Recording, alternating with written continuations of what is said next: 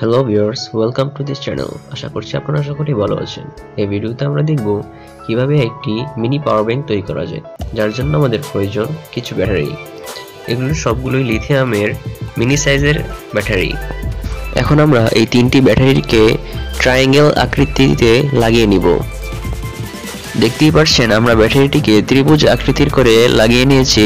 এখন আমরা এর দুই পাশে সোল্ডারিং করে দুইটি তার লাগিয়ে নিব, যাতে করে আমরা পাওয়ার ব্যাংক সার্কিটের সাথে কানেক্ট করতে পারি।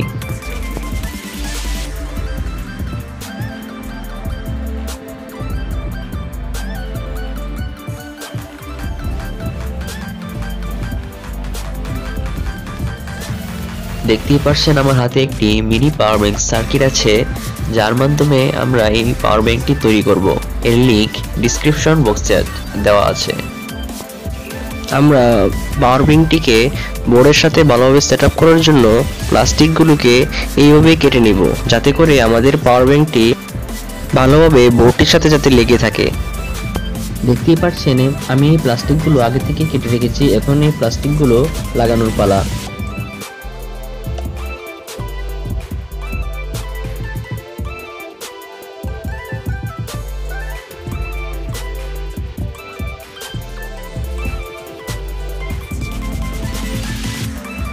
আমরা পাওয়ার ব্যাংকের ইনপুট আউটপুটের জায়গাটি গ্লাস প্লাস্টিক ব্যবহার করব, যাতে করে আমরা ভিতর থেকে জ্বলে আসা আলোগুলো দেখতে পারি।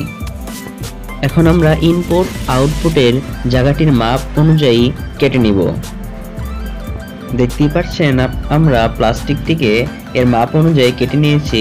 এখন আমরা গ্লুর মাধ্যমে এটিকে লাগিয়ে নিব। সর্বশেষ আমাদেরকে ব্যাটারিটিকে সার্কিটের সাথে লাগাতে হবে। একটা বিষয় অবশ্যই মনে রাখবেন, ব্যাটারির প্লাস এবং সার্কিটের প্লাস অবশ্যই এক থাকতে হবে। যদি আপনারা প্লাস মাইনাস ভুল করেন তাহলে সার্কিটটি জ্বলে যাওয়ার সম্ভাবনা আছে। দেখতেই পাচ্ছেন আমাদের কানেকশনটি কমপ্লিট হয়ে গেছে। এখন আমরা ব্যাটারিটিকে বোর্ডের সাথে অ্যাটাচ করে নিচ্ছি। এখন আমরা বোর্ডের চারপাশে 4টি সাপোর্ট প্লাস্টিক লাগিয়ে নেব, যাতে করে ভালো করে পাওয়ার ব্যাংকের ফ্রেমটি তৈরি করা যায়। সর্বশেষ আমরা একে একে বাকি পার্টসগুলো লাগিয়ে নিচ্ছি।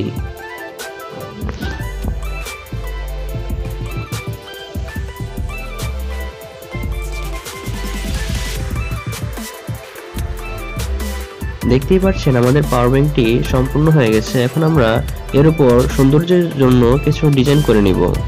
আপনাদের পছন্দ মতো আপনারা যে কোনো ডিজাইন করতে পারেন। আমি এতে খুব কমন এবং সহজ একটি ডিজাইন করব। দেখতেই পাচ্ছেন আমরা এতে ডিজাইন করে নিয়েছি। এখন আমরা দেখব এটি ঠিকমতো কাজ করছে কিনা। প্রথমে আমাদের দেখতে হবে এই পাওয়ার ব্যাংকটি চার্জ হচ্ছে কিনা। সে কারণে আমি একটি 5 ভোল্ট মোবাইল চার্জার নিয়ে নিয়েছি, যার মাধ্যমে দেখব এখন এটি চার্জ হচ্ছে কিনা। চার্জিং অবস্থায় এটিতে লাল নীল বাতি জ্বলবে এবং যখন ফুল চার্জ হয়ে যাবে তখন বাতিটি থেমে যাবে। চার্জ না হওয়ার জন্য কিছুটা সময় নেবে। দেখতেই পাচ্ছেন চার্জটি অন হয়ে গেছে। পাওয়ার ব্যাংকটির ইনপুট আউটপুটের জায়গায় গ্লাস প্লাস্টিক ব্যবহার করার কারণে রাত্রে পাওয়ার ব্যাংকটি চার্জিং অবস্থায় খুব ভালো দেখা যায়। এখন আমরা দেখব এই পাওয়ার ব্যাংকটি দিয়ে ফোন চার্জ হচ্ছে কিনা। সে কারণে আমরা একটি কেবল নিয়ে নিয়েছি। দেখতেই পাচ্ছেন কেবলটি লাগানোর কিছুক্ষণের মধ্যেই পাওয়ার ব্যাংকটি কাজ করা শুরু করে দিয়েছে।